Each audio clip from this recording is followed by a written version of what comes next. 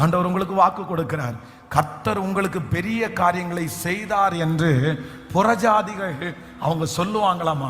எப்படி சொல்லுவாங்கன்னா, உங்க வறட்சியை மாத்தி ஆண்டவர் செழிப்பா வச்சிருக்கிறத பார்த்துட்டு சுத்தி இருக்கிறவங்க சொந்தக்காரங்க என்ன சொல்லுவாங்கன்னா, கர்த்தர் இவர்களுக்கு பெரிய காரியங்களை செய்தார் என்று புறஜாதிகளுக்குள்ளே.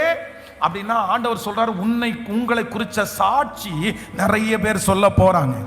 உங்களை குறிச்ச சாட்சியை இதுவரைக்கும் நீங்க தான் சொன்னீங்க.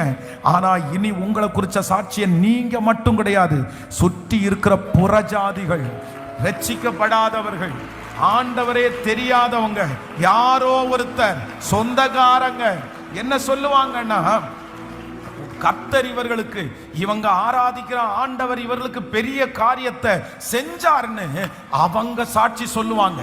அப்போ அவங்க என்ன சாட்சி சொல்லுவாங்க? கர்த்தர் இவர்களுக்கு அப்படி என்ன பெரிய காரியத்தை செய்தார். வருஷத்தினுடைய 365 நாளும் கர்த்தர் ஒரு நல்ல இன்கம் கொடுத்து, மாசத்தினுடைய 30 நாட்களும் ஆண்டவர் ஒரு இன்கம் கொடுத்து, எப்ப பார்த்தாலும் களஞ்சியத்துல ஃபுல்லா தானியம் இருக்குது, திராட்சரச ஆலையில திராட்சரசம் வழிந்தோடிட்டே இருக்குது.